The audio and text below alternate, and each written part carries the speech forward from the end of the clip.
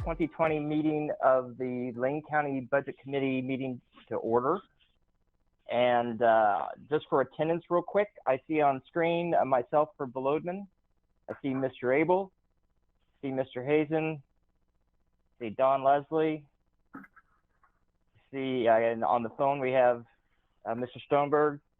And then on screen for commissioners, I see Commissioner Burney, Commissioner Bosevich, Commissioner Buck, Commissioner Sorensen, and Commissioner Farr.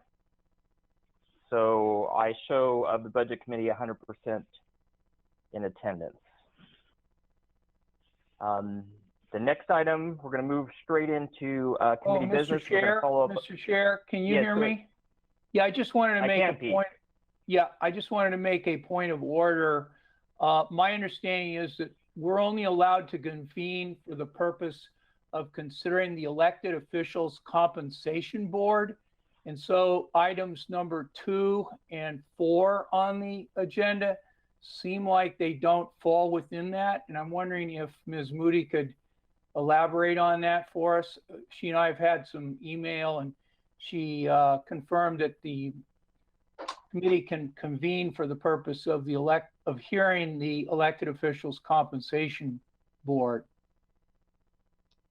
This is Christine. Ms. Moody, can you help us with this? Yes. Sure, and I'm not sure if Steve Dingle is also on.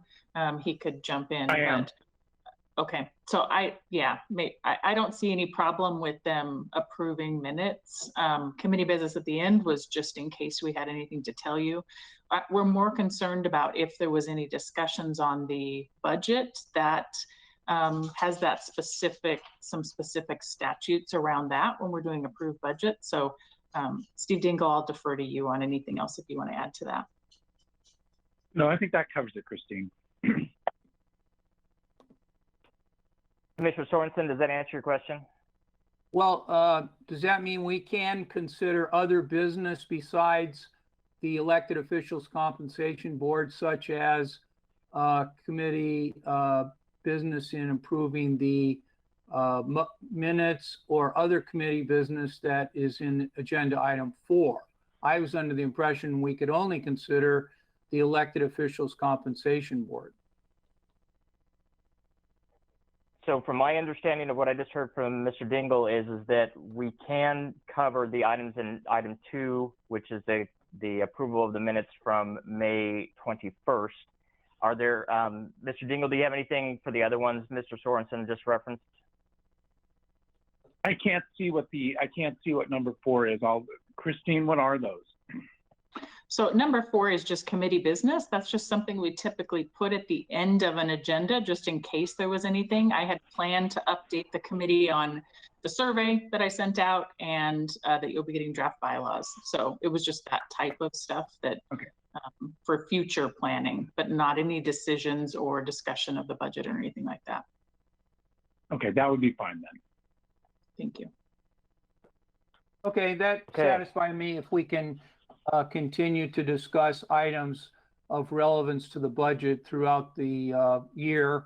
And that was my main purpose in bringing up this point of order, is that I thought the committee could meet for these purposes, but I was concerned about that, and that's why I raised the point of order. Thank you.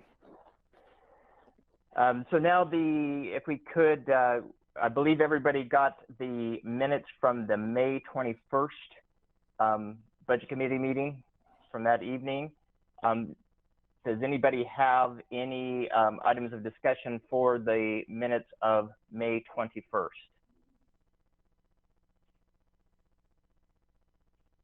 I'm not seeing any hands or hearing anything. Does anybody want to make a motion for this?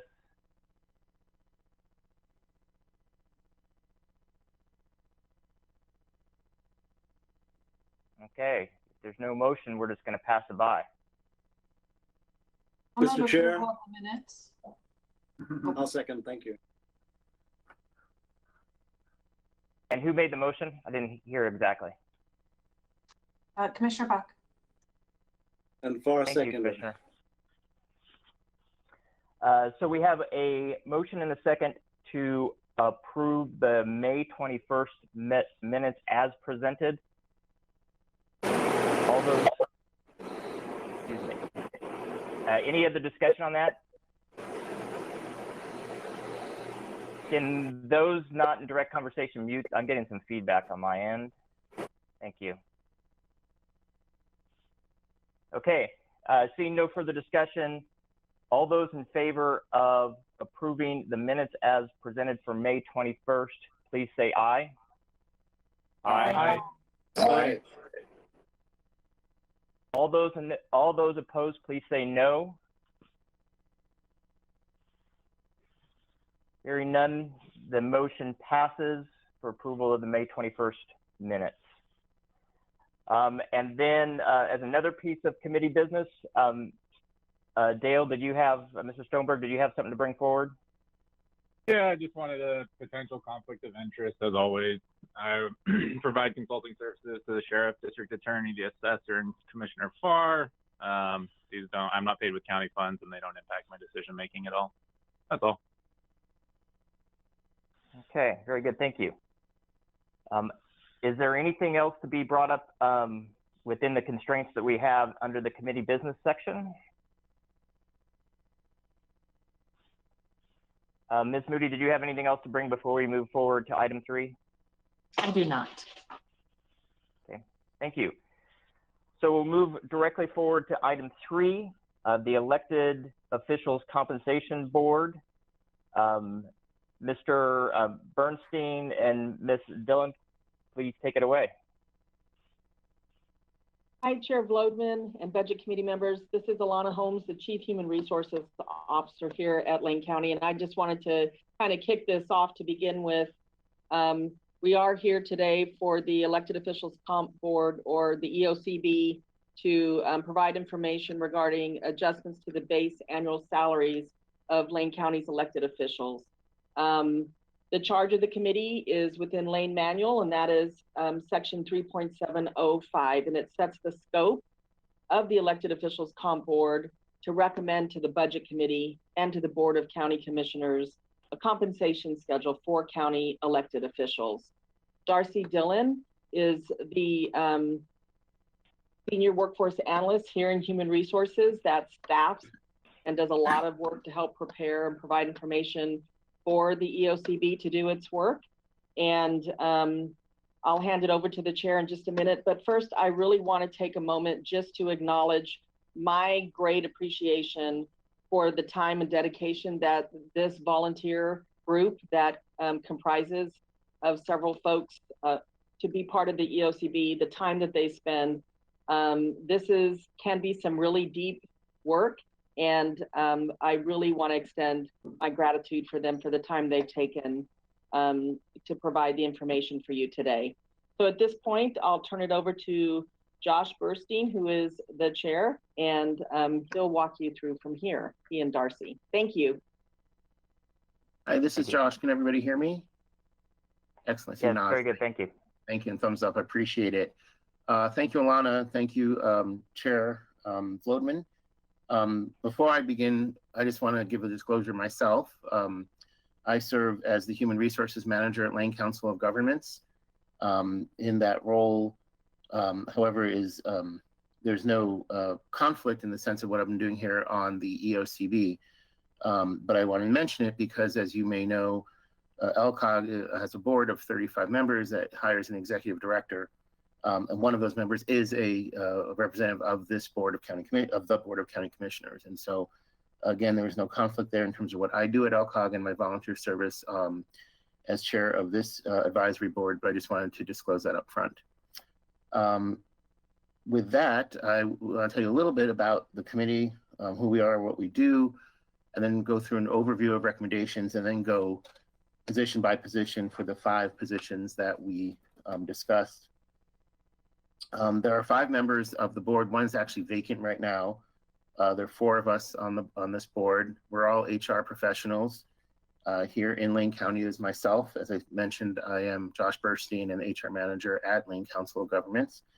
In addition, Penelope or Penny Doherty, who is the retired director of affirmative action and equal opportunity at University of Oregon and has an HR background. I think she is on the call today. I see her, she's waving. Hi, Penny. Sherry Ballard, who is the Vice President of HR for the UO Foundation, the University of Oregon Foundation.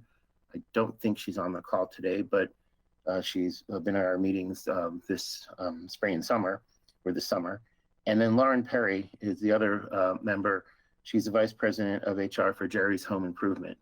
So as you can see, we have a good mix of us, private sector, foundation, public sector, university, et cetera. So I feel like we've tried our best to do what we can to try to make the compensation, the overall compensation recommendations that we're making today.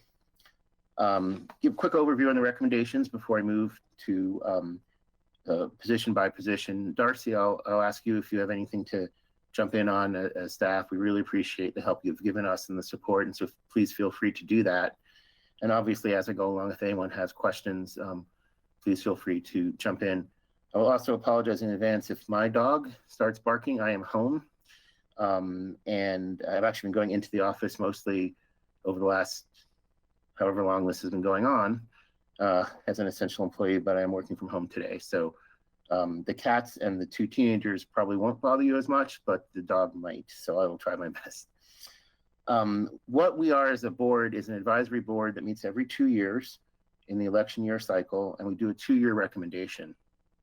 Our focus is to maintain equitable and competitive compensation for the 5 different positions that you'll hear about momentarily.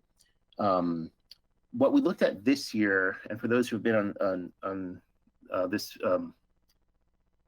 budget committee and county commissioners in the past, you might note that we always look at things very carefully for that year and try to figure out what's going on. And for this year, we really saw year 1 as a way of trying to true up, if you will, where we feel that a number of the positions have fallen behind, or in some cases way behind.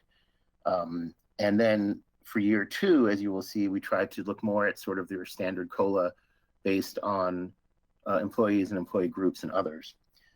We used 5 county comparators. I assume you've seen the materials that Darcy or others had sent out to you in the memo. Clackamas, Deschutes, Jackson, Marion, and Washington counties. Some of those, Marion is very similar to us in terms of population. Clackamas and Washington, of course, are in the Portland area, so the cost of living may be a little bit higher. Deschutes and Jackson, we usually see a little bit lower. But overall, these are the 5 comparator counties that are generally used by Lane County HR staff, and it seems to have worked well for what we're looking at. Our concern as HR people is in a competitive labor market, we're looking at recruitment and retention.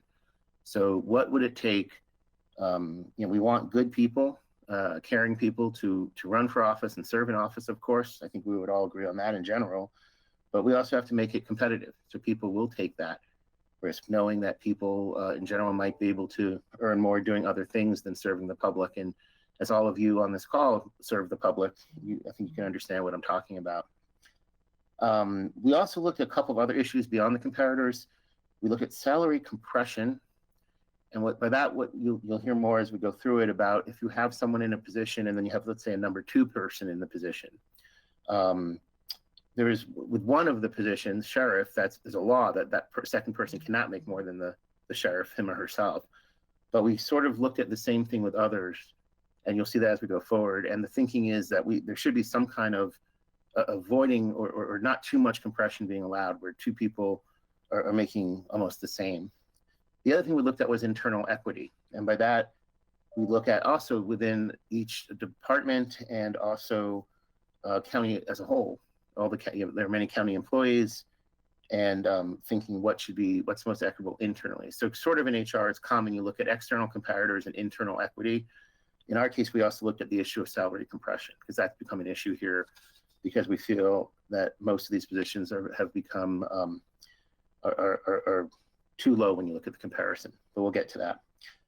What we've done is given a preferred recommendation for year 1, like I said before, to try to true up where people should be, where positions should be, excuse me. In HR, we always look at positions, not people. And then year 2, like I said, a more of a, what's the right COLA, so to speak.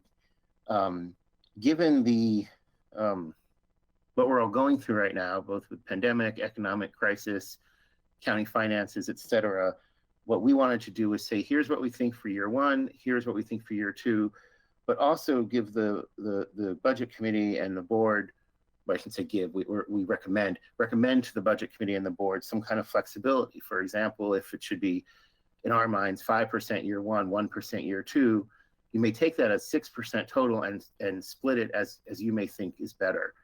That's not something we've done before, but we feel that with the current climate that we're in, that's one thing we wanted to put out there as another option. When I say year one and year two, year one means the first full pay period after January 1 of 2021, and year two is the first full pay period after January 1 of 2022. So even though we're here in August of 2020, we're looking at after January 1 and then again after January 1 of the following year. You saw, I think, the recommendations that were summarized in one of the attachments, attachment 4. I think that's what is on the screen now. Is that right, Darcy? Yeah, there it is. Correct. But I'm gonna go through each one of them. I'll take this off the screen in a second. Okay. So what you'll see there is sort of the quick summary. I think the most effective thing to do is take us through position by position. And Darcy, I think you have that on the screen as well. So unless there's any sort of more general questions right now with what I've said so far, I would like to move forward by doing it position by position, if that works for everybody. I'm just looking around. I don't see any questions or excellent. Oh, okay, good. Thank you. Okay. So we're going to start with assessor. And what we did with each of these was just give a little bit of background in terms of what's happened before and then kind of what we're thinking is going on now. So in this case, we look back at 2018, the most recent time that our committee or our board met. At that point, we increased it to make up for no increase since 2008. Current salary of the assessor is $120,702, and that's actually paid less than the subordinate by 2%. And I believe that's in attachment 3, page 1, for those of you who have access either hard copy or on screen. There it is, Darcy, thank you. You can see that line that says employees and then senior manager up there, it says 123,000. So this is an example of the wage compression issue that we were talking about before. And again, there's only one that by law cannot happen this way, that's sheriff. We believe it's best practices for the top person, so to speak, to make more than the next person. So that's another issue that came up with assessor. Using the average of the total comp of comparators. So again, we looked at the 5, I'm sorry, these are the different director salaries of different departments at the county, just to get a sense of where some of those numbers come from. Darcy, do you want to say anything about this page, or should I go back to the attachment 1, that the comparators of the 5 counties for assessor? All I was going to say is that not only did you look at compression, but then you also looked at the internal equity with other department directors. And that's what's up on the screen right now, which shows that this assessor position compared to other department directors is less. Obviously, the scope of this job is different than the scope of these larger departments, but it is less. Thank you for adding that in. Joe, is that a wave or like No, it's a wave. Yeah, it's a wave. Goodbye. This was pointed out to me by our chair. Is there a reason why you have my name as supervisor of county council? So in the PeopleSoft and HRIS system, there has to be a supervisor, and probably because yours is alphabetically the first name, but we can definitely change that to Chair Buck or whoever the chair is at whatever time period. Actually, I wouldn't mind having power over Steve, but I just wanted to point that out. Thank you. Getting back to then the county by county, the 5 county comparators we talked about, as you can see, when we look at these, the market rate, it's in yellow at the bottom right, I believe. Is that right? Hold on. I think it's 3.9%. Wait, are we in the right one, Darcy? might be on the wrong page. Lane Assessor. County. Sorry, hold on. 3.9. There it is. Okay. Right here. So what that number there means is that that the current assessor position is the total compensation. So as you go through this whole chart, you will see wages and then other forms of compensation. And at the very bottom, when we look at total comp, that 3.9% number means that our assessor is 3.9% below the comparator. So if you go back up to the top for a minute and you look at the title of the last three columns there, you see Lane County is in, well, I want to say orange, but it's not really orange. What is that color? Peach. Peach? Okay, that works. What do you say? I said coral. Coral, okay. And then the comps is the next one, so the 5 county comps. And then as you go back to the bottom again, just to use this as an example, sorry, Darcy, I'm making you move around, but you'll see ours total comp is 137 and change, and then the 5 county is 142 and change. So that's where that number 3.9% comes from. So what we want to recommend is for year one to recommend to true up. And what that means is actually a 4.1% increase. And of course, that's an increase to the base salary. The other things beyond that are everyone has different kinds of compensation in terms of health insurance, cars, et cetera. But we figure the way they can do it is really to the base, because other things work off of that, for example, PERS and other things. The question I can anticipate, because I asked it myself in our board meeting, is if it's 3.9% too low, why is it a 4.1% increase? That doesn't equal, it seems like it's a little bit higher of an increase than is needed. And Darcy, if I could just throw that to you to answer here as you did in our board meeting, I think that might be helpful as people consider all this information. So the number, the 137, we're trying to match that to 142,651, but it's taking into account all of the fringe benefits. And so mathematically, you have to back it out to get it back to whatever the base salary would be, that when you add all that fringe back in, it adds up to this number. So mathematically, it comes up that you need more of a salary increase than you do on a total comp basis. So it's just a mathematical calculation.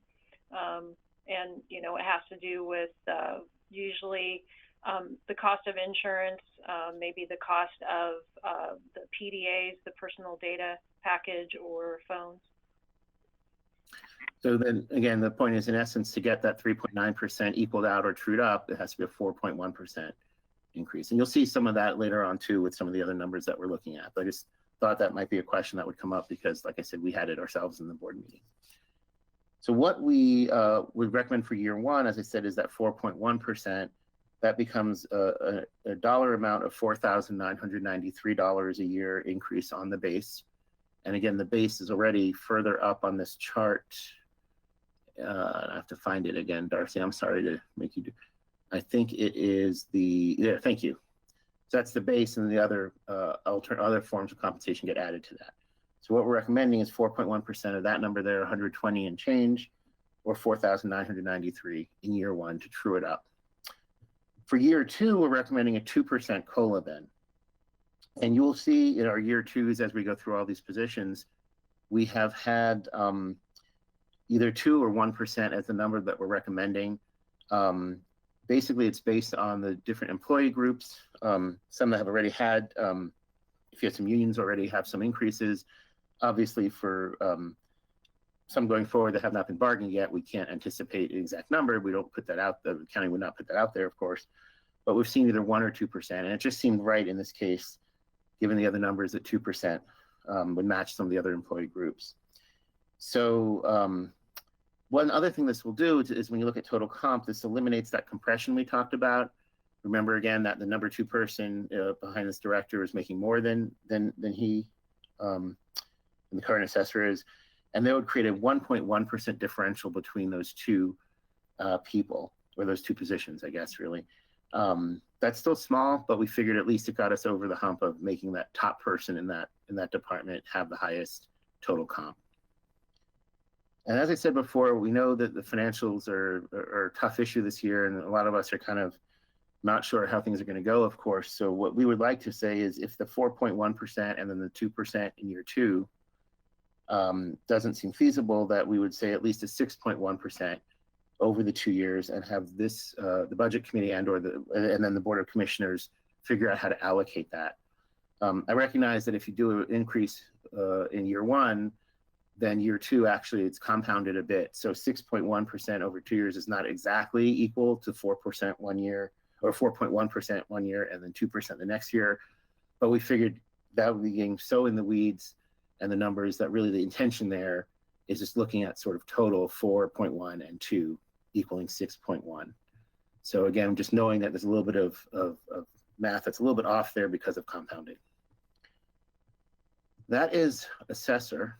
I think if there's any questions on assessor, we could take them now. If not, I can move to DA and then the others. And then of course, if there's more general questions sort of about the year one, year two, or any of that, maybe those will wait for the end, but obviously if someone has a question in the interim, please feel free. Okay, Darcy or Penny, my fellow board member, anything to add before I move on to the next position? Okay, great, thank you. So the next one is district attorney. Darcy's gonna get that up. Let's see. That's county commissioner, district attorney. Now, one thing to remember with district attorney is that the salary, the district attorney is made up of two things. One, excuse me, is the state contribution, and the one is the county contribution. And Darcy, I'm going to turn to you here for a minute. I believe the state gives the same amount to every county, or depending on population, I think there may be different levels. But basically, we don't control what the state provides. We can only make the recommendation on the county side of it. Darcy, am I saying that right? You're correct, and it's based off of population, and all of the 5 comparators, including ourselves, have the same level. It's this number 135,480. Is it on the chart there? I'm trying to. Yeah, right here. I've got it highlighted. Oh, there you go. Right Thank now. you. So that's the 135 is what comes from the state, correct? Okay, and then the county adds in, let's see if I can do the math there, that 46, a couple lines up, is that right? Because then the total currently is 182.22. Okay, so just it's a little bit different from the other positions because of how the state helps support the DA position. So when we looked at the compression issue, and I know it's making Darcy jump to another page, but we see if you look under district attorney, there's that 46,000 from the county plus the state, making that 182. And that number 2 position, if you will, would be, well, actually, there's a deputy DA. Hold on, let me see if I can. There, am I correct? There's, oh, there it is. I'm sorry, the top one there, deputy DA. It's that line underneath that's showing 178,630. So the first thing there is to note that there's not a compression issue per se, or at least that the DA does make more than the number 2 person there. The other thing is that that position actually is not currently filled. And while it can be, presumably, I know it has not been filled for a couple of years now. And so when we're looking at compression, even though that number is relatively close, albeit lower than the DA's compensation or rate, we feel comfortable that it's not a concern at this point. Obviously, in the future, if it gets filled, that may come up in a different setting, but for now, we're comfortable with it, where things stand in terms of the compression issue. Going back to the department directors page, which is here, and as you can see, average salary for them is 154, and I'm just looking at this. So the 182, actually, I guess it's not on there. But again, looking at internal equity issues there. And we thought in some ways, and this is just not to say all lawyers are the same, not at all. I myself used to be one.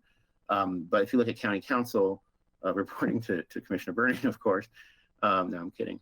But you know, it's relatively in the same boat as DA. So the thinking there is the complexity of legal knowledge and other qualifications needed, et cetera. So going back to the 5 county comparators, and that yellow highlight on the bottom, and again, this is total comp, we can see that our DA's position is about 3%, 3.0% lower than the comparators. And again, if you look at the numbers there, you can see the 57,000 and the 58,000. And again, that's the county contributions because the state has its own contribution. So what we would recommend to true that up for year one is a 3.4% increase. And again, it's slightly more than the amount that we're behind for reasons explained earlier. That would be $1,562 when you look at dollar amounts. Then for that second year, we recommend a 1% COLA.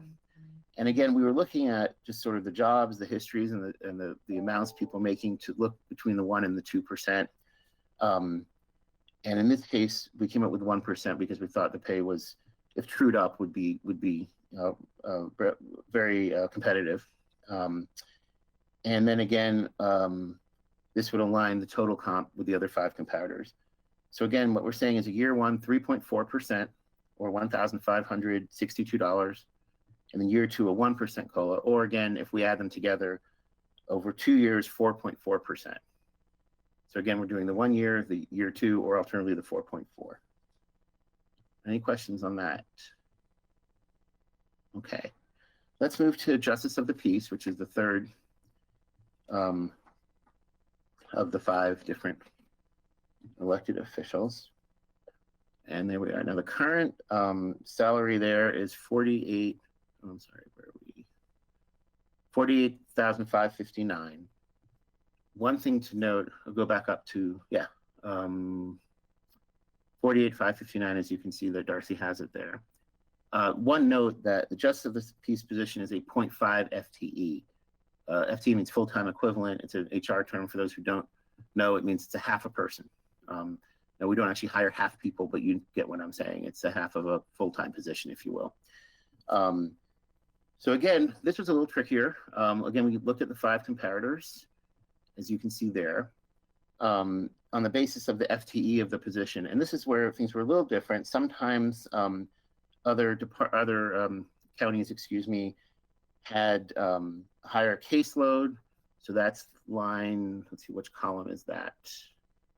The population you see there, the hourly FTE, the personnel budget, so how big the budget is, and there is that, thank you, Darcy, down in blue, is what the job actually entails. So it's not necessarily an apples to apples, as usually we try to find in HR. In this case, our person, for example, has 1,161 cases filed there. Washington County is 3,000, Marion 19,000, Jackson 17,000, Deschutes is 6,300. So it depends what different counties use this position for. But we tried looking at it and to determine if using the average total comp methodology was viable or not. And in looking at it, we decided it was, in part, to be consistency, because if you're trying your best to do apples to apples, but if there's no other position at all in the other county that does anything close to what a Justice of the Peace does, we have to look at that. So we threw it in there knowing that there's a little bit of disparity in some of the counties there. So then we looked at the bottom for the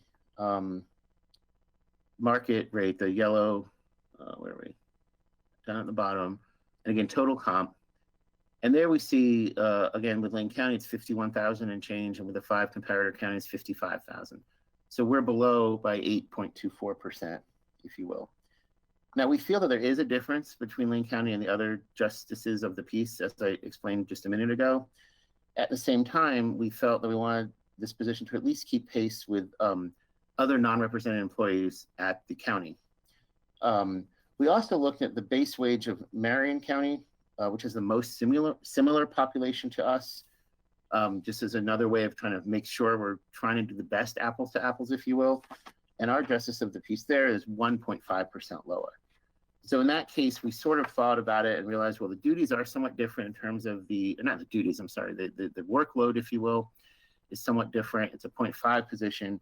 So we thought that given that Marion was 1.5% lower, and that if you do all 5 counties together, ours was 8-point-something% lower, we felt that we would try to weigh it more towards Marion County, if you will. And so we're recommending for year one a 2% COLA.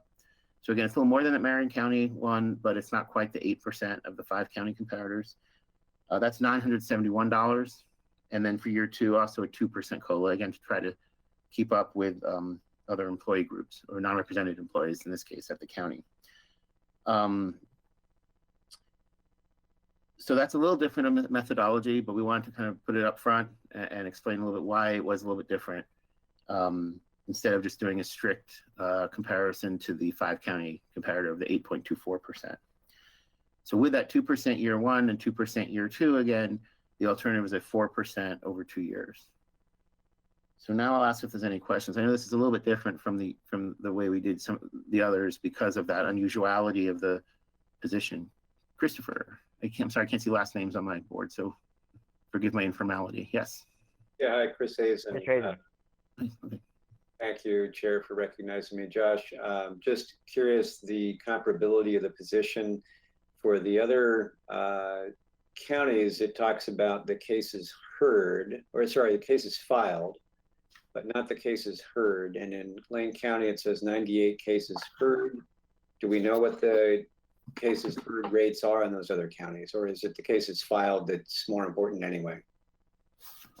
I might turn to Darcy or Alana if you know more about that. I'm trying to remember from our notes, and I'm looking at the chart now, how that plays out. Darcy, do you know more? Unfortunately, I don't. What happens is that the counties respond to a survey, and they are asked how many cases. They're not necessarily asked how many are heard versus how many are filed. And when I asked our Justice of the Peace, when I asked their administrative staff what our level was, that's the information that I got. Whether it was the 1161 cases filed, 98 cases heard. I'm thinking that the numbers on the screen are total cases, because like Clackamas, it says 21,900 total. That's I'm suspecting. So maybe if I could ask that be clarified in the future. I don't know that we need to get hung up on that unless other committee members feel strongly about it, but just when we're making comparability representations about workload, be helpful to have apples to apples. Sure, I'll take a note of that. Thank you. Yeah, I appreciate that too. You know, we've struggled, I've been on this committee, I think it's my 3rd or 4th go around now, and others have been even longer. And this is one position we have struggled with. I mean, just to echo what the budget committee member just said, if you look at other things, for example, is it required to be an attorney? And yes, everywhere else but Marion County, no. Or even full-time versus part-time. You know, we're 0.5, some other places are full-time, which could also explain the higher number of cases. But one, I think Deschutes County is 0.6. So there's a number of different pieces to it that makes it not perfect. So yeah, I think that's a good thought to have as much more information as we can, you know, going forward in the future. So I appreciate that. Any other questions on Justice of the Peace? All right, let's move to Sheriff. Darcy, I'll let you catch up to where I'm at. So a number of things with Sheriff. The first is this question of certification pay or not. And if you need more detail exactly about what that is, I think I'll turn to Darcy again to explain it better than I could. So yes, actually under the law of the qualifications of the sheriff, that they have to be certified by DPSST. And at our county, we pay all of our peace officers, including the sheriff, for their certifications that they get through DPSST. But it is a requirement under state law that they have that certification. Other counties, their sheriffs are required to have the certification, they just don't pay them extra for it. So knowing that the current salary of the sheriff with cert pay is at $160,049 that you can see there, we did use that number.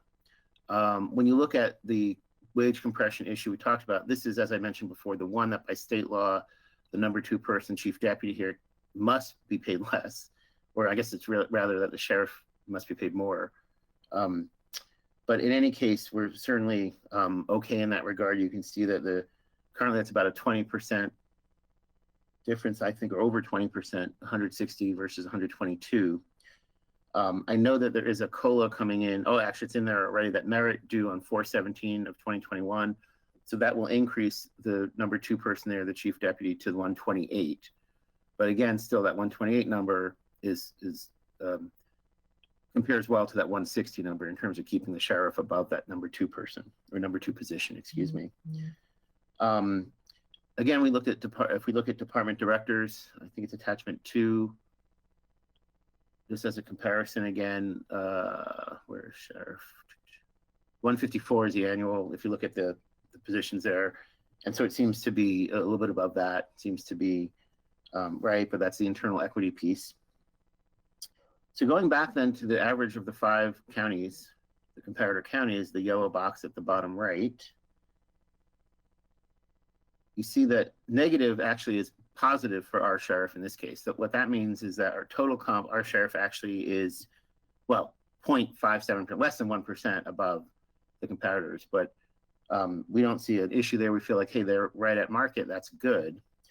So we're actually recommending for year 1, no increase, because we feel that market, we want to be consistent with trying to bring people up to market, true up, if you will. And then for second year, a 1% COLA, and that's before cert pay. But that again is to align with non-represented employees at the county who are getting that 1% COLA. So again, year 1, we're saying 0, year 2, 1%, or obviously alternatively a total of 1% over 2 years.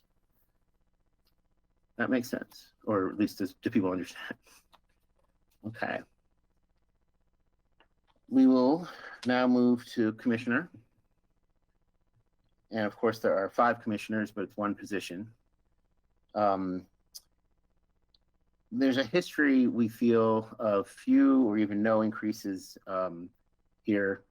And last time we did this in 2018, we recommended, we actually came up with 3 recommended levels. The budget committee, I think, if I remember correctly, supported one of them. I think it may have been a 3% number. Actually, I can't remember. I shouldn't say that. Darcy, do you have that in front of you? I don't remember from 2018. Sure. I think that the elected officials compensation board actually recommended 2% as the lowest of our 3 options, and then the budget committee moved that up to 3%. And then I believe the Board of Commissioners at the board meeting put that back down to 2%. That's right. I remember there was a 3% number that seemed to be sticking, and I couldn't remember if it was from us or from this budget committee. But then at the Board of County Commissioners meeting, after the budget committee recommendation, they voted on 2%. So here's how we looked at it. The commissioners currently are paid $87,869. That's in that salmon color, maybe it is, orange, peach. And again, that's the straight wage. So then when you look at total comp, because you have to add in all the other numbers there, you can see at the bottom that Lane County total comp for our commissioners is a little bit over 100,000 there. The 5 county comparators is 119,000, almost 120. So we are behind by almost 20%, 19.8%. Now, our focus was, again, like with all the other positions, to keep pace with the comparators, while also looking at things like internal equity and wage compression issues. We also are realists and understand that moving salaries, particularly if it's a commissioner salary, because at the end of the day, it's the Board of County Commissioners that votes on all this, of course, with the recommendation from the Budget Committee and our advice into that, that moving large increments could be problematic, especially in the current environment, obviously. So what we decided to do, we thought would be most helpful, is come up with, again, 3 recommendations like we did last time. So we have option 1, option 2, and option 3. And if you go to that last page, this is attachment 4. I can't remember what page number it is. But option 1 is what is the option that we as the board prefer. This, in our mind, trues up, as we've talked about, the commissioner position, best supports the ability of the county to attract and retain strong county commissioners to help lead the county. We also looked at the Lane County Charter, and the charter uses very specific language about ensuring that employees, quote, receive equitable compensation compared with public and private employers for comparable service. So we are suggesting as option one, again, our preferred option is that the increase that base salary, that 18,000 amount, which is a 21.3% increase in year one, recognizing that it is very high, but again, what we feel is right. Year two, going back to that 1% COLA to match non-represented employees at Lane County, or alternatively, over the 2 years, a 22.3% that could be split among the years. So again, we strongly support that. However, we also want to give more options, given understandings of everything going on. So option two, we looked at, and we thought that instead of using the 5-county comparator, we said, let's look at the lowest of those 5 counties. Let's just say, hey, can we get our commissioners up to at least into the ball game, if you will, or I don't know, analogy. I'm a baseball fan. I'm not really following what's going on in baseball this year because it's not really real. But anyway, we look at Marion County, and that is the lowest of the 5. And in that case, what we'd be recommending is a year one increase of 15.2%. You can see the numbers there, the proposed base of 101. Year two, 2% COLA. And again, the thinking there is we don't want to keep falling behind. So even though we had talked about year two as 1% previously, in this case, we want to not fall behind the lowest of the 5. And then alternatively, again, the 15.2 plus 2 is a 17.2%. And then the third option we thought about, again, trying to figure out how to make this happen and try to bring up true up as best we can, is within the HR world, there's sort of a plus or minus 5% number that when you look at salaries, you feel like you're in the ballpark if you are within 5% of a salary. So either plus 5% above or minus 5% below it. So then we did that same comparison with Marion County, again, the lowest. So in this sense, we're saying we're taking the lowest of the low. So 5% less than the lowest. Again, trying just to true up as best we can. So 5% of Marion County then would still be lower than Marion County, but we'd at least be getting there, if you will. And that's a 9.43% increase there, as you can see on that in that column. The dollar amount would be $96,000 above the $87,000 that currently is. So that would be $8,283 per year change. And again, the thinking is, since we're already falling, we're way behind, and we're going to keep falling behind to do a 2% COLA for that year two. So the total in that case would be, if you do it over 2 years, 11.43%, the 9.43, and then the 2. So I know it's a little, I hope it wasn't too fast in terms of how we got to these 3 options. Again, we started with what we felt was the right option, option 1, but wanted to offer 2 and 3 for reasons of that people can then look at more information and kind of figure out where you want to go with that. Did I see a hand? Josh? Yes, Darcy. Josh, I just want to clarify. Option 2, we looked at the total compensation of the lowest comparator. Or wait, we looked at base salary in Marion County in both option 2 and option 3. Option 2, we're matching that base salary, and option 3, we're basically at matching to 5%, so 95% of the base salary of Marion County. Thank you for that clarification. Yes. So we hope that with the 3 different options, we've given some flexibility to this committee and to the board. And that, I think, is the last one of the 5. Larry Abel, you have a question? Yes. Marion County, if I read it correctly, has 1 full-time commissioner and 4 part-time. Is that right? That's Washington County, I believe. Let me just, oh yeah, hold on. Oh, how many does Marion County have? You know?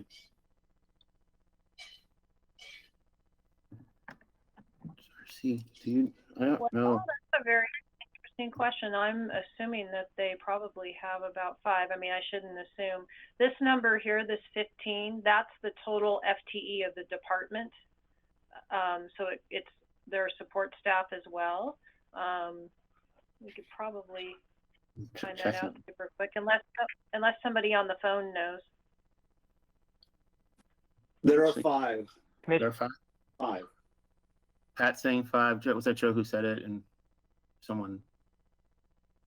Yeah, Commissioner that's Farr. actually a good question. And I remember we had discussions about that unusuality with Washington County, but you're right. If we're putting sort of more importance on Marion County for the reasons we described, both it being the lowest, but also the population, then that's a good question, and it is five.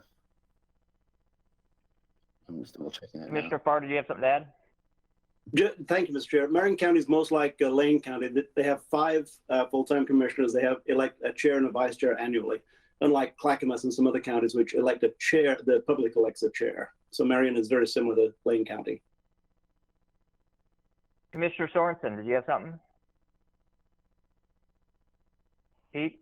Can't hear Yes, you. I do. Thank you. I just looked at the Marion County Board of Commissioners website, and they have 3 commissioners in Marion County. They're all elected at large. Yeah, I just Googled it myself, and I actually found that too, unless that's changed. They had a proposal a few years ago to adopt a charter and select 5 commissioners, but the people of Marion County rejected that. So yeah, it says actually, yeah, it does say here. Sorry to jump in. 3 members elected countywide to 4-year terms.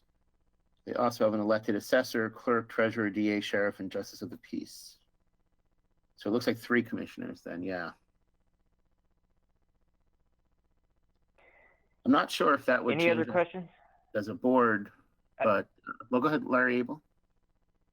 Yeah, it's just in the amount of the total compensation for Lane County is higher, and I'm not saying the county commissioners work any less, but just in terms of how much compensation, it's higher right now. So that's my only point. Yeah. What I was just about to say was that question actually did not come up as we were looking through it, so I appreciate it. I don't know that, and Penny, I may turn to you. I don't know that we as a advisory board would have thought differently about Marion County in this regard, recognizing that obviously 5 increases of 18% or whatever the numbers we're looking at is different from 3 when you just look at dollars. But the thinking again is the population is similar. If they decide to have only 3 commissioners run it instead of 5, I don't think we would have. I think we still would have gone with our options 2 and 3, even under that regard.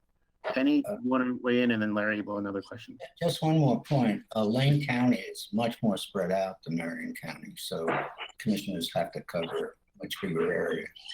That's an excellent point too. Penny, go ahead. It depends on the commissioner. I agree, Josh. I don't think it would have changed our thinking on it. The 3 commissioners. Thank you. I know that is true. I myself live in Eugene, and I know Joe Bernie lives in Springfield, but Jay Bozovich has a much larger area, and so yeah, no, that's a good point too. I appreciate everyone who's made that. Larry, I think you made it first about the size. So that is where we stand with our Christopher. So yeah, one question for me about the use of the term equity and the compensation of the Lane County Department directors is roughly 50% above the commissioners. Is that the norm in the state? Is that sort of a typical, just interested in being educated on that typical relationship? I'm going to punt that to Darcy. This is Darcy. Yeah, this is Darcy. So, yeah, you're going to see that differential there. And, when you look at other things that determine pay, like scope, span of control, complexity of the duties that come underneath, you're looking at department directors that, for instance, our Health and Human Services director has over 700 people in that department versus even our HR director that has 21, so there's definitely spans of control differences. And so you're going to definitely see that across the board at other counties with the commissioners.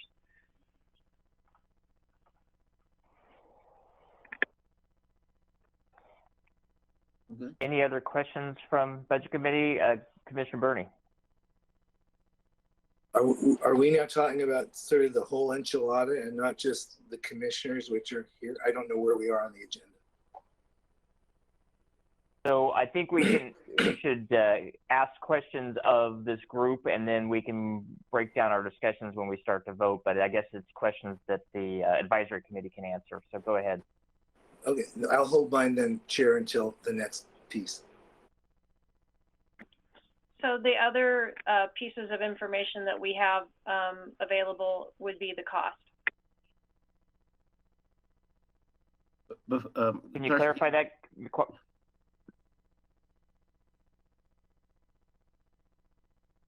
Just clarify that. The question about the cost? Yeah, we have information to present to you on the cost of the different options. Okay, so let me ask real quick, Commissioner Sorensen, you had your hand up a moment ago. Do you have a question for right now or for later? I have a question. At the beginning of the presentation, we were told the committee meets once every 2 years. And I thought the committee was required to report every year to the budget committee. And I'm wondering if you aren't meeting every 2 years because that's been changed and I'm not aware that's been changed, or are you recommending that it be changed so that you're reporting once every 2 years? And I thought the idea of reporting every year was to take some of the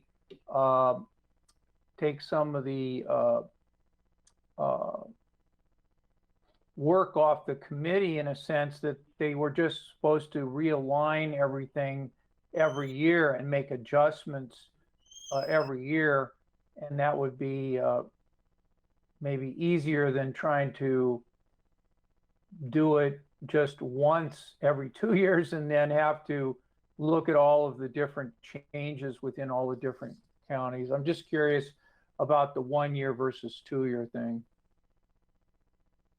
I may take a quick shot at that and then turn it over to Darcy. I believe it's the Lane manual that sets it for every 2 years. Just talking for myself, not for the committee for a minute, I think you're right. It would be helpful if every year, because things could change year to year. But my understanding is that we're following what the manual says. And I also believe that in those off years that HR from the county can or does, I don't know if it's required, but a survey or comparator. But Darcy and Orlana, I'll turn that question to you. This is Darcy. So the Lane manual says that the meeting schedule is as needed, but at least once each year in which there is a general election prior to July 31st of that same year. And then there's another section, I believe it might be in the, and I can't find it right this second, but basically it says that the committee recommends a pay increase, or excuse me, a pay schedule for each year. But what we did, I think it was in 2016 when the elected officials comp board met, they made a recommendation for 1 year, and then the commissioners said for the second year that they wanted a study done for HR, and then following the same methodology of the total comp methodology. And then the HR staff, based on that study, made recommendations to the Board of Commissioners, who then accepted or denied, rejected those increases. And then in 2018, the elected officials comp board made a 2 year recommendation. Again, they're not required to meet every year, but they are required to make a recommendation for pay for each year. Okay, thanks for the clarification about making the recommendation for pay each year. Thank you. Okay, Commissioner Bosovic. So looking at ORS 204112, it says the county compensation board shall annually review the compensation paid to persons comparably employed and make recommendations to the governing body. I'm not sure whether us being a home rule county, whether we're under that ORS or not. It's probably a better question for legal counsel. But it does seem, at least in my initial reading of the ORS, that it looks like there's at least an annually review in the language. Not recommend for each year, but annually review. Is Steve Dingle still on this meeting with us? I know he was earlier. Yes.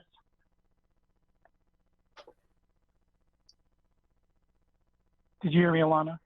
Yes. Did you have anything that you could comment on that? I don't have that in front of me. I'll have to go back and look at that, unless Darcy, you have anything else on that?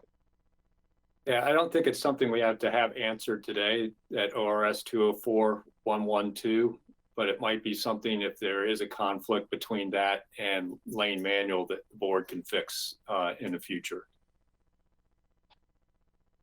We will definitely review that, and also, as you said, whether it's charter based, and if that's the distinguishing factor. Thank you. And I think we have looked at that in the past.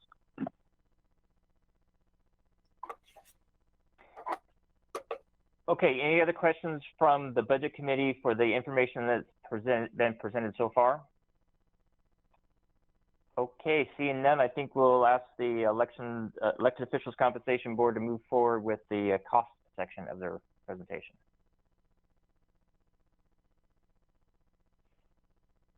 And Darcy, I'll probably ask you to take the lead on this one, because you put this together with the recommendations we had. Okay, give me a minute to get oriented here. I was taking some good notes.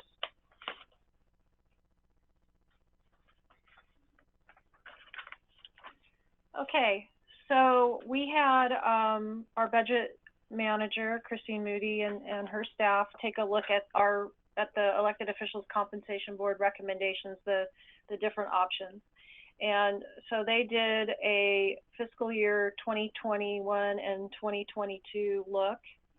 And so up on the screen right now, which is also in attachment 6, we'll look, this is in a different particular order. So we'll look at district attorney first. So the recommended increase of 3.4% in year 1 and a 1% in year 2, both effective the first pay period following January 1st of each respective year, equates to, on a fiscal year 2021, $1,158 for that year, and then fiscal year 2, $2,656, for a total of $3,814, and that is fully loaded. That's not just base salary. Then the sheriff, no increase for fiscal year 2021, but a 1% increase in year 2, fiscal year 21-22 is $1,164. The assessor, 4.1% and 2% equates to $3,696 in fiscal year 2021 and $9,252 in fiscal year 21-22, for a total of $12,948. And then the justice of the peace was a 2% in both years, which is $720 this first year because it's half of the fiscal year, and $2176 the second year, for a total of $2,896. And then we have the Board of Commissioners, the 3 options. You can see there, option 1 for the 21.3% in year 1 and the 1% in year 2, equates to a total of $206,887 over those 2 years. Option 2, which was a 15.2% in year 1 and a 2% in year 2, is $152,407. In the third option was a 9.43% in year one and a 2% in year two, equates to 96,898. So at the bottom of this form, of this attachment, what you see is the three options, and those are equated to the three options for the Board of Commissioners. But in each of those options, the other positions are the same. So you can see that option one, which was the highest for the increases for the commissioners, is 227,709 total for all positions. Option two is 173,229, and option three is 117,720. Do you have any questions that Christine Moody could answer?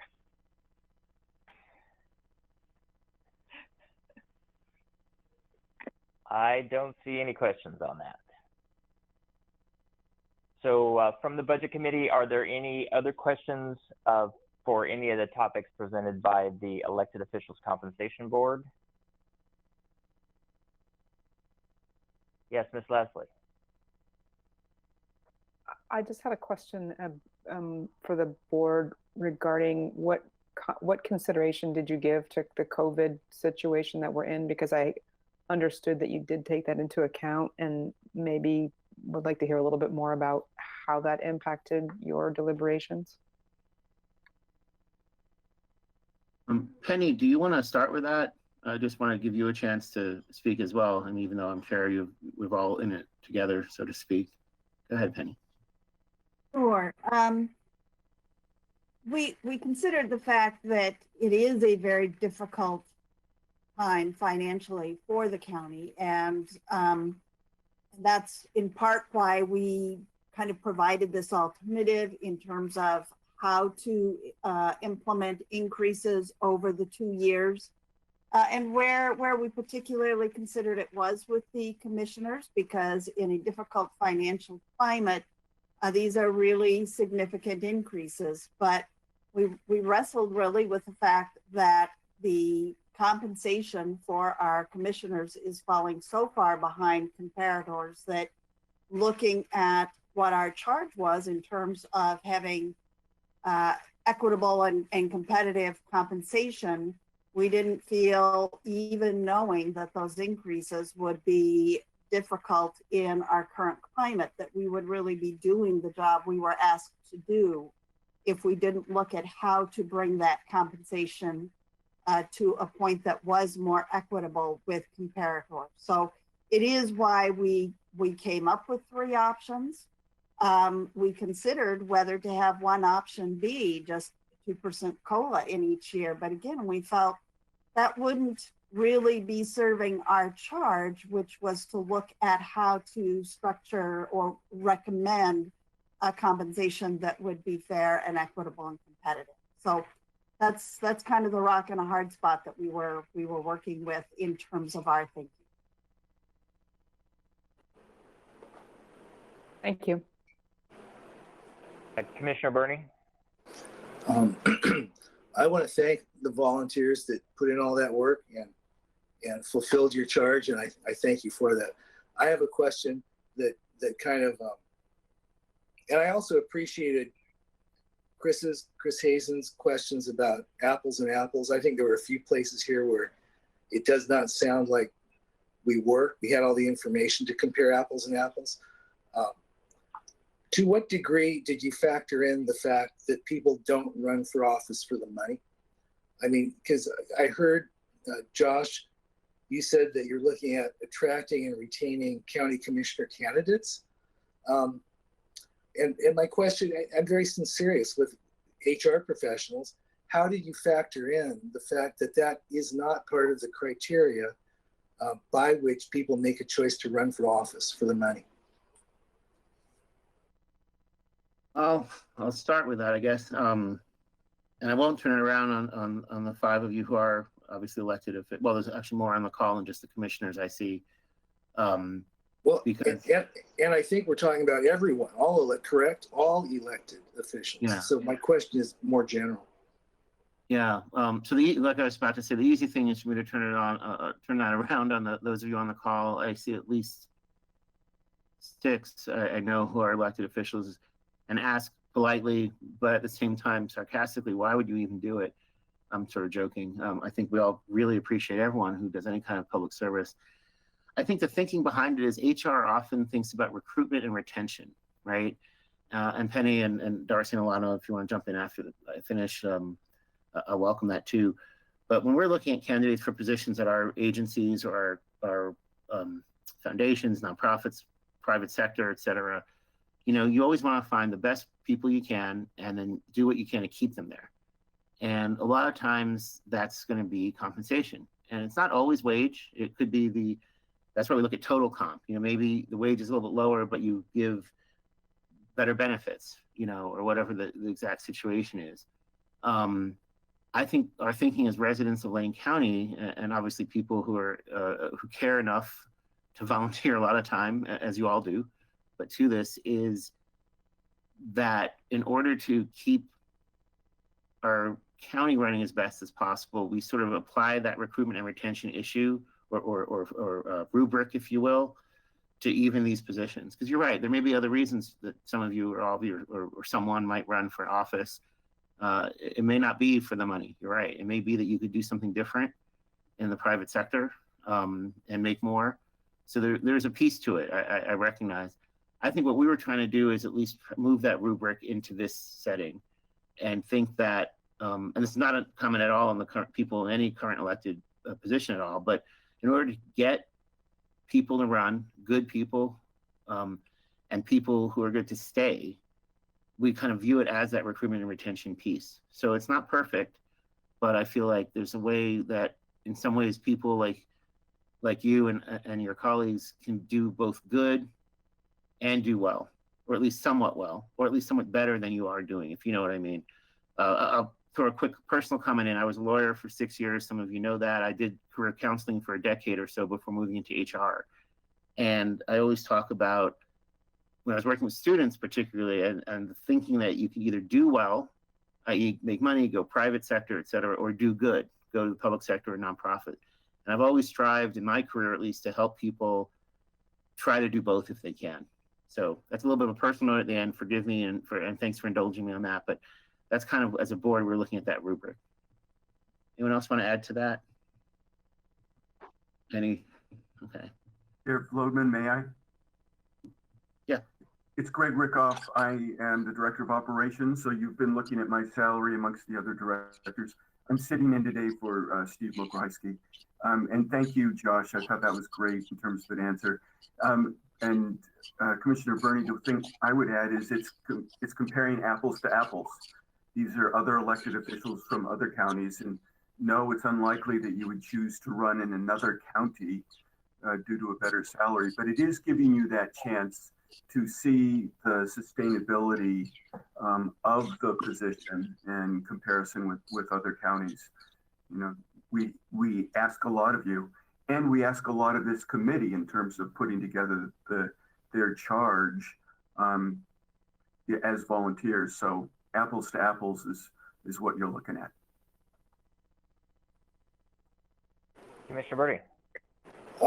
I thank you. I don't want to assume that's the case for all elected officials. I wanted to understand the thinking. I'll have other comments, but not for this group. Thank you very much.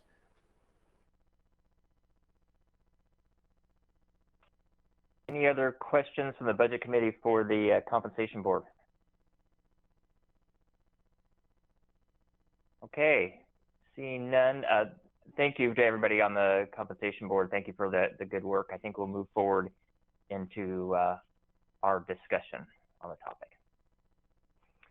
So my recommendation is that we take these in the order that they were presented to us, starting with the assessor, and that we discuss amongst ourselves that particular one, and hopefully come to a motion at the end of that section for a recommendation to the Board of Commissioners, and then move forward into the next section. Does anybody have any comments on that procedure? Okay, seeing none. Discussion regarding the assessor. Commissioner Sorensen. I move that we make no changes in Lane County elected officials' compensation.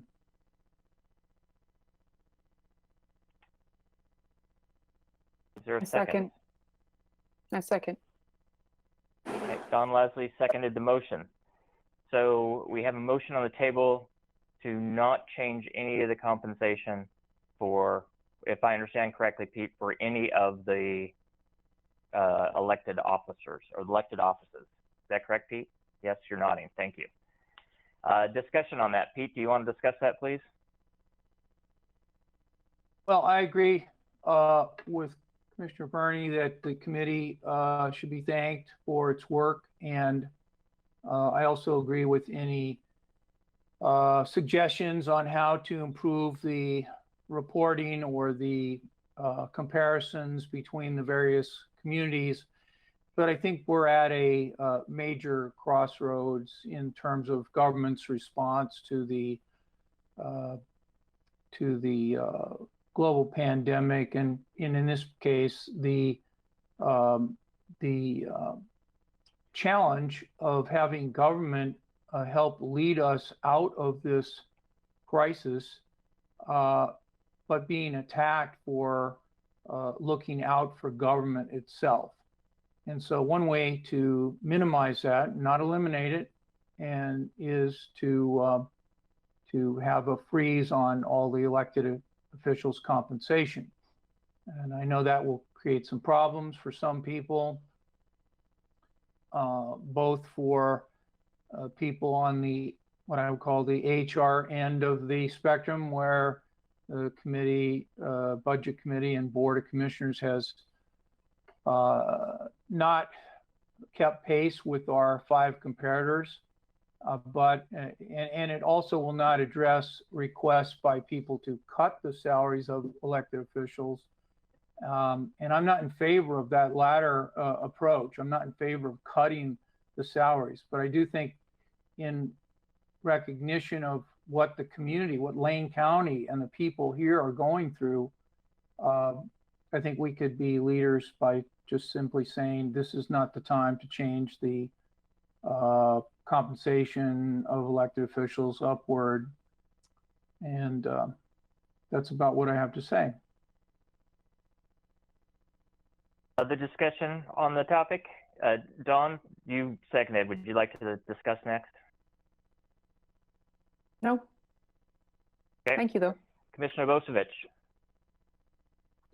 Thank you. So I am fully in support of no change in the commissioner's salaries. But I have to say, in the case of the assessor, the DA, JP, and the sheriff, these are all positions that are competitive and that people can take that skill and move anywhere with them. You know, you can't just jump across to Marion County and have enough cachet with the citizens of Marion County to get elected as a commissioner. But I can take my skill as a sheriff or somebody that's qualified to run as sheriff and be the head chief of police in a town somewhere for equal or better compensation. I can do the same thing with my skills as an attorney, as a DA, or my skills in assessment and taxation as an assessor, and move almost anywhere. And those are places where we are starting to fall behind, and there is a need to draw qualified people to run for those offices. What I would propose we do in light of COVID is deal with those other elected positions that are competitive, you know, where you've got a DA running a law office that's bigger than any other law office in Lane County. I don't think there's another law office that has 72 people in it. You know, we do for them what we did for AFSCME General and AFSCME nurses, and at least provide them some kind of cost of living that keeps them from falling too far behind. And what we proposed to do with them was we did 1% in a 1-year rollover, and then we'll see what happens for year 2 and start of contract negotiations. I would propose that maybe we consider, not doing a blanket motion on all elected officials at this time, that we just capping the county commissioners. I'm fine with. I've voted against any increases for the county commissioners in general across the board since I've been a commissioner. But I think we need to look after those other positions because they are positions that are competitive. And particularly there's a lot of turnover in those positions and departments because it's so much more lucrative to be in the private sector with some of those skills or be in municipal versus county. So I would propose an amendment to the motion that we not give any increases to the commissioners and that we give a year 1% COLA to all of the other elected officials and come back in a year to make a decision on year 2. I'll second that. Okay, we have a motion and a second. And Jay, will you restate that very clearly for me one time? So the motion is to amend the current motion to approve the lack of raises for the commissioners for both years, but to approve a 1% COLA for the assessor, the DA, justice of the peace, and the sheriff in the first year, starting at the first pay period after January 1st, 2021, and come back next summer and have a discussion of the budget committee about second year increases once we know more about COVID, similar to what we're doing with ASME General and ASME nurses. Chair, go ahead. Chair, this is Steve Dingle. I think there is an issue with doing the proposal for the second year. The reason that this is set up this way is that the elected officials or board of commissioners those that are running for election have to stand for election at a general election. That's why it's every 2 years. So I think if you're going to do something, I think it has to be done for the 2 years. I don't think it's authority to come back after a year. Oh, in that case, Jay, I have to withdraw my motion as being illegal and rethink how I want to deal with that second year. Since when did that stop you, Jay? I'm just kidding. Yeah. Although, Jay, do you want to make another motion, or do you want to adjust that, or? Let me think about the second year for a minute. I was kind of hoping that we could come back next year as an elected official board, but I do understand. I think our charter requires us to stand for election right after we make any decisions about compensation.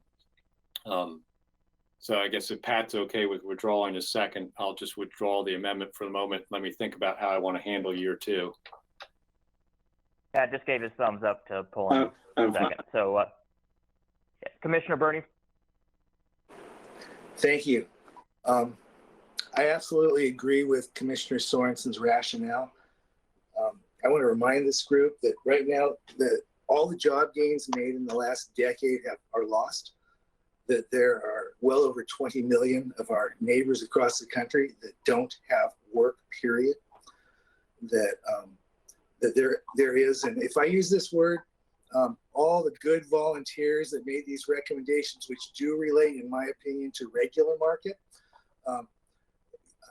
So I hope I don't alienate you, but I think there's a fallacy of this: people at the top of the org chart should make more than people under them. Were that true, Mr. Dangle and Mr. Mokrahowski would make less than each of the commissioners. And maybe commissioners would almost make as much as various department heads. So, and I have no problem with the salary ranges we're looking at. So I just would like to suggest that both the optics and the reality of giving elected officials, I do not agree that a DA elected by the people in Lane County can necessarily transfer her skills and be the DA of the people in another county. So I would like to either support Commissioner Sorensen's motion, or support a 1% COLA with no salary increase across the board for all electeds. And my rationale for that is that's what we asked the AFSCME General Bargaining Unit, which represents far more than any other bargaining unit of the county, to accept. And I would personally refuse to do more than what we've asked of others. Okay, so we're still discussing Commissioner Sorensen's motion, which is to not have any salary adjustments for the elected officials. Other discussion on the topic? Ms. Leslie. I would just like to underline Commissioner Sorensen's point. I would phrase it this way. This is a moment that does require leadership, and I think building trust and the ability for the average person to trust government, to lead in a responsible way out of a global pandemic is a really good time to make a move such as freezing salaries while we move forward.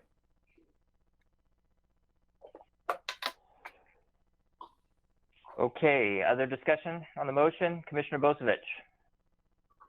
Thank you. So as I think about this, I'm a bit torn about doing this, but I do believe that, when you talk about the DA, I'm not saying that the DA could run for DA in another place. I'm saying that those skills of running a 72-person law firm are transferable to the private sector, or could be hired by the U.S. Department of Justice or the Oregon AG's office to run a department for far higher amounts of money. And that's where we lose the skill of that managing attorney to other places. It may not be to get elected somewhere. Same thing with a sheriff. They're not going to move to another county and run as sheriff, but they could very easily apply for a job as the chief of police for Salem or some other large city and make more money. And the assessor, could move into, the State Department of Revenue and make more money managing a department than being the actual assessor of Lane County. Those are the sort of things you're looking at. So what I would propose is to amend this motion to continue the freeze of the commissioners for the full 2 years and to give a 1% raise to the 4 other elected officials on January 1st, or the first pay period after January 1st in 2021, and another 1% in 2022.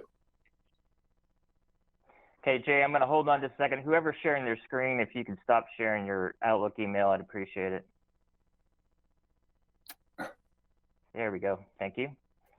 And is there a second to Jay's motion to freeze the commissioner's salary and to do a 1% COLA adjustment in the first pay period after January 1st, 2021 and January 1st, 2022? Is there a second? Second. Okay, Pat Farr seconded. Okay, so this is an amendment to Commissioner Sorensen's. Is there any discussion on this amendment? Commissioner Buck.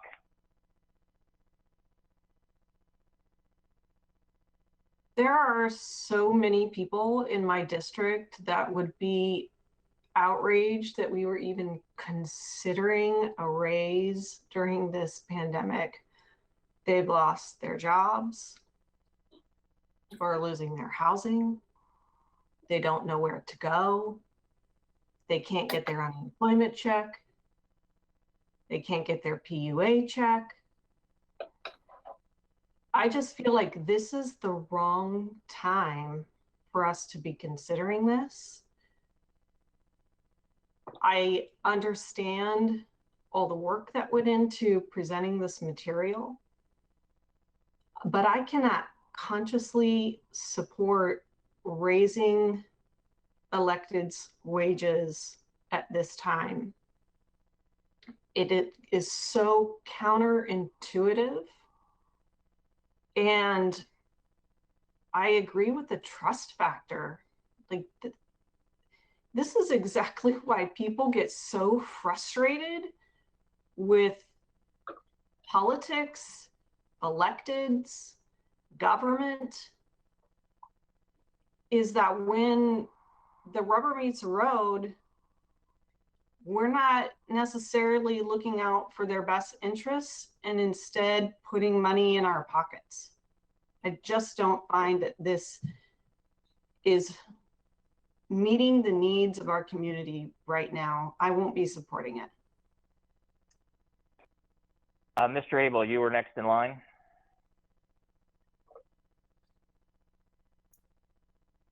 Larry, you're still muted. There you go. I didn't hear that, Larry. Did you have anything? I pass. Okay. Commissioner Bosevich, you're up next, and then Commissioner Burney. Thank you. So, you know, I find that sentiment of Chair Bucks, I guess she's commissioner in this setting, you know, interesting, because she gave a speech a couple weeks back that 1% for government employees wasn't enough. And she voted against a contract agreement based on the fact that we weren't providing enough of a COLA for those groups. And I figured if I matched what we did with those groups, it was an equity situation. It's not our own salaries. You know, half of this budget committee is the commissioners, and I specifically kept the commissioners out of this. I'm not raising, you know, we're not raising our own wages. I'm proposing 1% cost of livings, which is a match, and going out a second year at 1% is, you know, I don't think we would have gotten AFSCME General or AFSCME nurses to agree to 2 years of a 1%. You know, they agreed to a 1 year, understanding that next year may be a completely different economy. I'm sensitive to the fact that a lot of people are out of work due to the what's been imposed to try and flatten a curve by the state, and also sensitive to the fact that a lot of people haven't gotten unemployment compensation because of the inability of our state to do so. You know, I'm also sensitive to the fact that we haven't gotten all of our COVID relief funds from the state that we should have gotten. But I feel that, you know, having equity between these elected department heads, which is essentially what they are, they're not commissioners. There's a big difference in their duties. They're actually running day-to-day operations of large segments of our government, and having them have a equal compensation change to the folks they're managing, as well as the unrepresented segment of Lane County, was an equitable thing to do. And that's all I was looking to do, is to try and do something equitable, and specifically kept the commissioners out of it, because I look at it, the governor only makes $93,000 a year. Our Secretary of State, the state treasurer, and the commissioner of Labor and Industries all make $77,000 a year. You know, those are, you know, elected officials that have, you know, far greater duties than we have. So that's always been my argument for keeping the commissioners' salaries down, not comparing to other counties, you know, just comparing to, you know, even statewide elected officials. So I hope folks can see that this is about equity and maintaining that equity throughout the county. Commissioner Burney. I want to say that I agree with the substance and the tone and the way Commissioner Buck presented her argument, 1,000%. I would like to just, first of all, again, to those volunteers that are HR professionals, welcome to the transition from market to other kinds of considerations.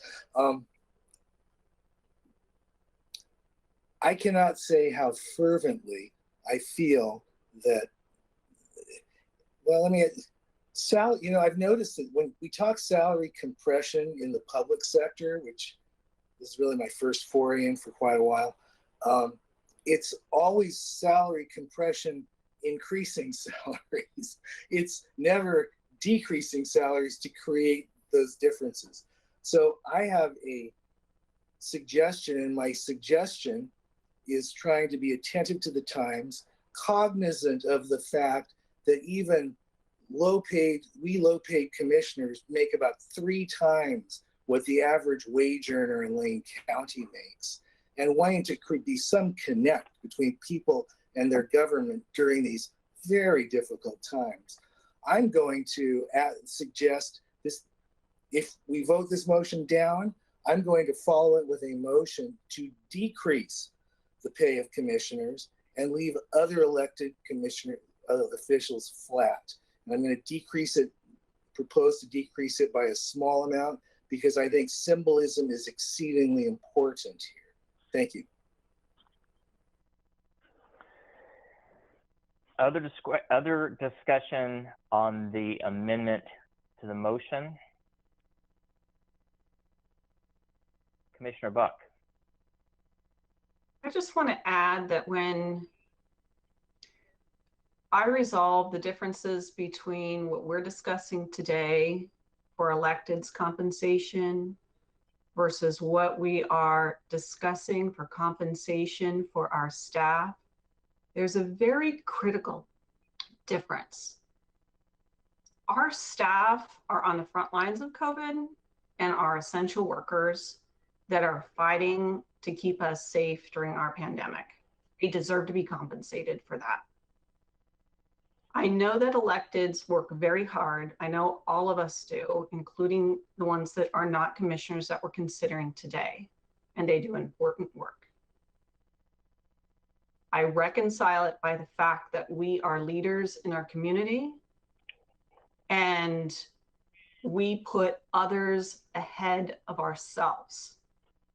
And this is exactly the moment in time in which I believe that is necessary.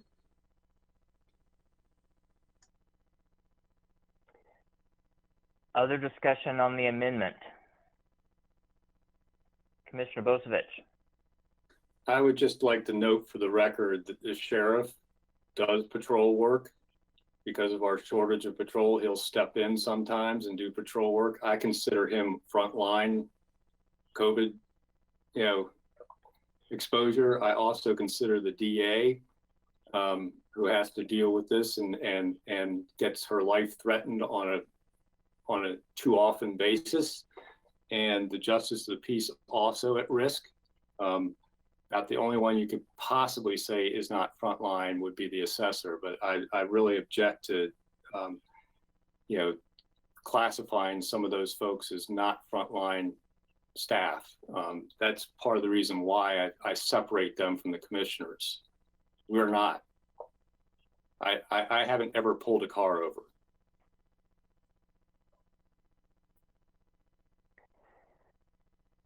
Okay, any other discussion on the amendment? Commissioner Farr. Thank you. And Chair Buck, I fully appreciate your sentiment regarding freezing wages at this point in time. But I do agree with Commissioner Bozievich that the professionals who run the departments who are elected are on the front line far more than a county commissioner. And they are elected based upon their set of skills, not simply because they run a good campaign. Really, as a state rep, as a county commissioner, really, the skills that we have are our people skills. We don't necessarily bring a profession to the job that the sheriff does, that the DA does, and that the assessor does. So I believe that they are very different to county commissioners and very different to general government elected officials. So that being said, I think a 1% is small and a little bit, Commissioner Byrne, a little bit symbolic as much as anything, but as a matter of appreciation for the people who are doing the job. I've seen the way Sheriff Harold does the job, and he does on Saturday night. Sometimes he's out on patrol. So it really is very different to the job that we do, which is much broader than any just about any statewide official. Very few statewide officials run the wastewater and the solid water for their county, as well as doing their other duties. So, commissioners are very different as statewide officials. But I agree with you, Commissioner Buck, this is not a good time for us to consider any form of increase for ourselves. However, the 1% I do support for the other department head officials. Any other discussion on the amendment? Mr. Abel. I guess I would just say the sheriff right now is a little bit above comparables from other counties, and maybe he shouldn't get an increase this year, but a 1% next year.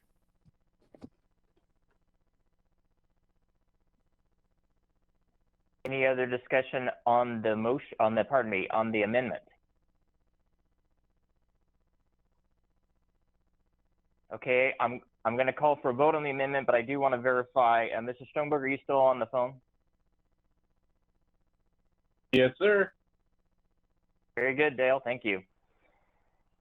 So we're going to go ahead, and I'm going to call out names for the vote on this because I think it's going to go back and forth a little bit. For Mr. Stoneberg, we're voting on this is a vote for the amendment, and the amendment, it basically results in a freeze on the commissioner salary and a 1% increase on the assessor, DA, justice of the peace, and sheriff for each of the 2-year periods that start after the first pay period after January 1st, 2021 and January 1st, 2022. So, Mr. Yes. Stoneberg, you're a yes. Okay. Mr. Abel? Abstain. Harry, yes or no? Okay, so he is abstaining. Mr. Hazen? No. He's a no. Ms. Leslie? No. Commissioner Burney? No. Mr. Verdi's a no. Commissioner Bosevich? Yes. Commissioner Buck? No. Commissioner Sorensen? No. Commissioner Farr? Yes. And I would vote yes for that. So I have 3 yes, oh, pardon me. 1, 2, 3, 4 yeses.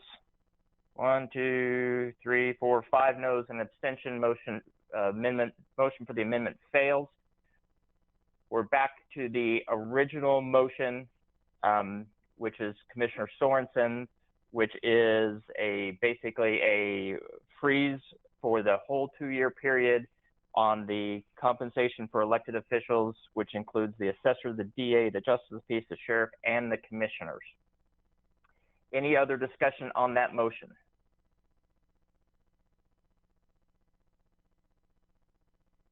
Okay, I see no more discussion on the motion.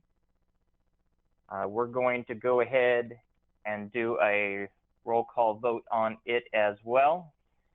So the motion in front of us is basically covers all the elected officials, the assessor, the DA, justice peace, sheriff, and the county commissioners.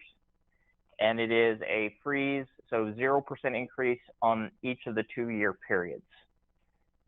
So, Mr. Stoneberg, your vote on this? Yes. Okay. You voted yes to freeze all those. Mr. Abel? I abstain. He abstains. Okay. Mr. Hazen? Yes. Yes, for Mr. Hazen. Ms. Leslie? Yes. That's a yes there. Commissioner Burney? Yes. Okay. Commissioner Bosevich?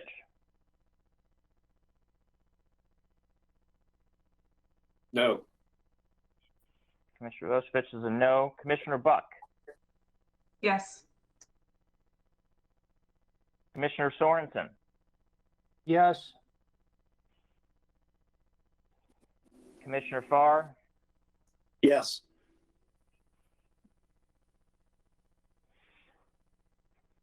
okay, and I'm a no.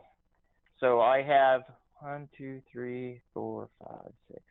7 yeses, 2 noes, and 1 abstention. Motion passes. So that covers the entire, all the recommendations associated with the elected officials compensation board for our recommendations to the county commissioners. Move forward into the section for committee business. We'll start with Ms. Moody. You said you had some comments for this section. Yes, thank you, Chair Bodeman. I just thought while I had the committee together, I would let you know that the survey, I checked it this morning, and we've had 8 of the 10 respond. So if you would like a chance still to respond to that survey, I'll give it a couple more days, and then we'll pull that data and we'll get that out to the committee to review. And then we will be sending you a draft bylaws here in the next few weeks. We are working on our adopted budget document right now. That's taking all of the budget office's time, but we will start a draft for you, at least to start that discussion, so you can work on that throughout the fall. So just thought I would let you know those updates. Thank you. Yes, Ms. Dillon, yes. I have a clarification. So the motion was to freeze the elected officials' salaries. Now the question is, are you forwarding that recommendation to the Board of Commissioners, or are you saying that you're not going to move any recommendations to the Board of Commissioners? My expectation of the motion as presented by Commissioner Sorensen is that the Budget Committee would be making that recommendation to the Board of Commissioners for their consideration. Commissioner Sorensen, that was your expectation as well, correct? Yes. The Budget Committee's approval of a budget decision is simply that. Adoption occurs when the board takes up the issue and then makes a decision. So yes, I think in that respect, virtually all of the decisions of the Budget Committee are a step in making a budget decision. And just as a clarification, speak up if as a Budget Committee member that wasn't already what you thought you were voting on. Okay, so I all think we are on the same. Any other things for the committee business section?